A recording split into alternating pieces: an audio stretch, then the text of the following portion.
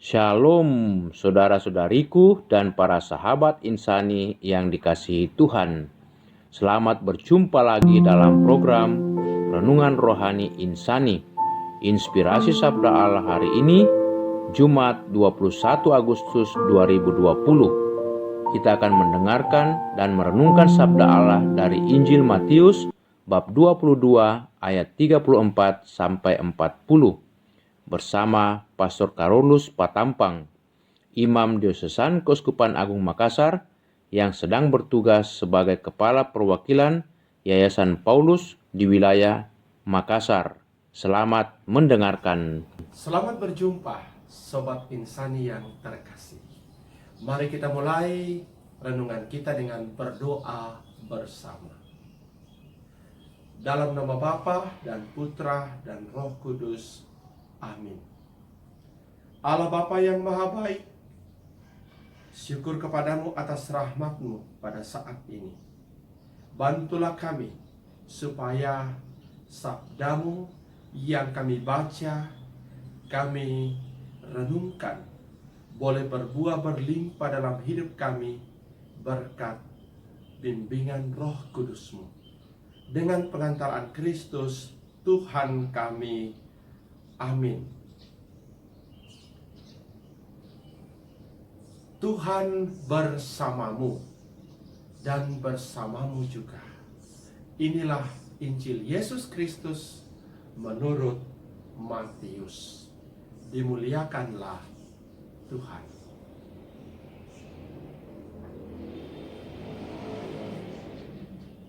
Ketika orang-orang Farisi mendengar bahwa Yesus telah membungkam orang-orang Saduki, berkumpullah mereka.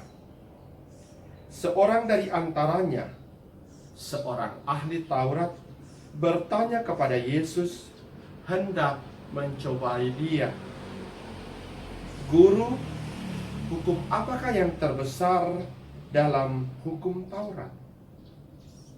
Yesus menjawab, kasihilah Tuhan Allahmu dengan segenap hatimu, dengan segenap jiwamu, dan dengan segenap akal budimu. Itulah hukum yang utama dan yang pertama. Dan hukum yang kedua yang sama dengan itu ialah, kasihilah sesamamu manusia seperti dirimu sendiri. Pada kedua hukum inilah tergantung seluruh hukum Taurat dan kitab para nabi. Demikianlah Injil Tuhan. Terpujilah Kristus. Saudara-saudariku yang terkasih, tidak pernah mudah untuk menjadi seorang pengikut Yesus yang baik. Fakta-fakta sejarah telah membuktikan bahwa iman kita akan Yesus Kristus senantiasa diuji dalam peristiwa kehidupan ini. Sejak mulainya kekatolikan berkembang, berbagai tantangan telah kita hadapi. Hadirnya kesaksian para martir yang kudus menjadi bukti betapa sulitnya menjadi seorang pengikut Kristus yang baik.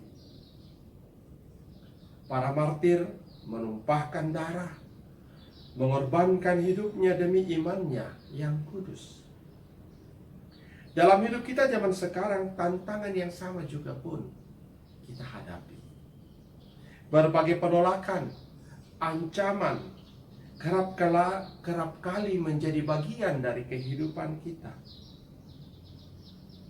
Hal ini sebenarnya bukanlah sesuatu yang baru, karena Tuhan Yesus sendiri sudah mengalaminya dalam perjalanan hidupnya.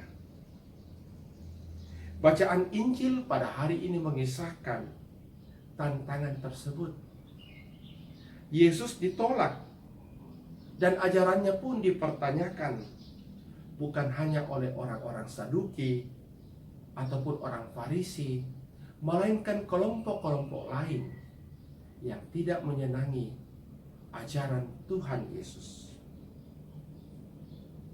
Akhirnya, saudara-saudari yang terkasih, berbagai penolakan ini berpuncak pada penyaliban dan kematian Tuhan Yesus di kayu salib. Namun sebenarnya tantangan terbesar yang harus dihadapi oleh seorang pengikut Yesus tidak berasal dari luar, justru dari dalam diri kita sendiri.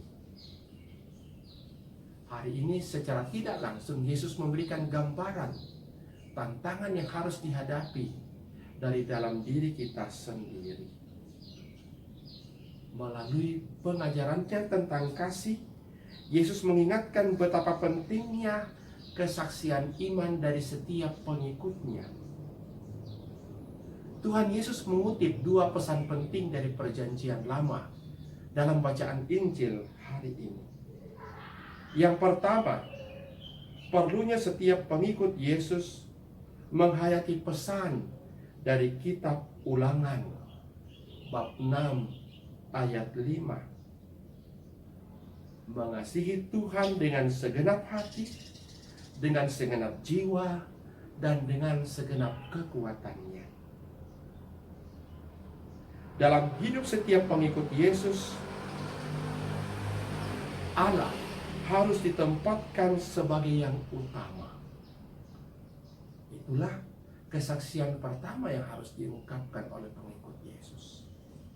Kesaksian yang kedua merujuk pada pesan dari kitab Imamat bab 19 ayat 18, yaitu hendaknya setiap pengikut Yesus mengasihi dirinya sendiri, mengasihi orang lain dengan cara tidak menuntut balas terhadap perlakuan orang lain terhadap kita, dan tidak menaruh dendam kepada sesama. Kemampuan kita untuk mempraktekkan ajaran Yesus justru menjadi ancaman terbesar bagi kita dalam usaha mempertahankan identitas iman kita. Ketika kita tidak memberikan tempat yang khusus kepada Allah, karena kita lebih disibukkan oleh rutinitas hidup setiap hari, ataupun ketika hati kita selalu dipenuhi oleh amarah, dengki, dan dendam terhadap sesama, justru disitulah kita mengaburkan kekasan iman kita. Kita harus menyadari bahwa identitas khas seorang pengikut Yesus adalah kasih. Itulah yang diingatkan sebenarnya oleh Santo Paulus kepada kita dalam suratnya yang pertama kepada umat di Korintus bab 13 ayat 1. Paulus mengatakan, jika kita memiliki kasih tetapi tidak mempraktekannya, kita bagaikan gong yang berkumandang dan canang yang gemerincing. Atau dalam bahasa sehari-hari kita bisa mengatakan, kasih tanpa praktek, kata-kata tanpa tindakan adalah asal bunyi. Semoga saudara-saudari terkasih, pada hari ini kita boleh mempraktekkan bagaimana caranya menunjukkan identitas khas seorang Kristiani. Kalaupun kita dibenci atau tidak disukai oleh orang lain, marilah kita tetap mempraktekkan ajaran itu.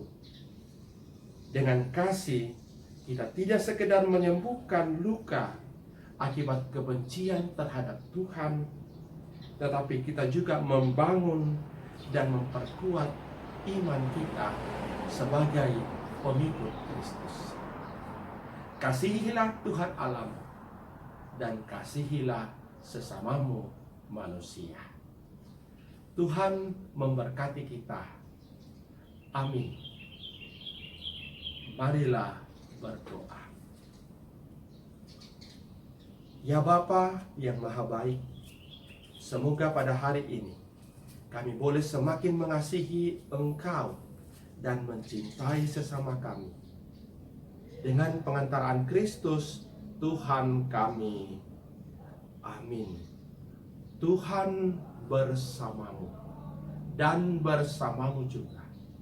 Semoga saudara-saudari yang terkasih dilindungi dan diberkati oleh Allah yang Maha Kuasa, dalam nama Bapa dan Putra dan Roh Kudus. Amin. Terima kasih saudara-saudari dan para sahabat insani yang dengan setia mendengarkan dan merenungkan sabda Allah. Saya, Pastor Marcel Lolotandung, mengucapkan berlimpah terima kasih kepada Pastor Carolus Patampang. Semoga Pastor senantiasa diberkati Tuhan dalam setiap aktivitas dan pelayanannya. Amin.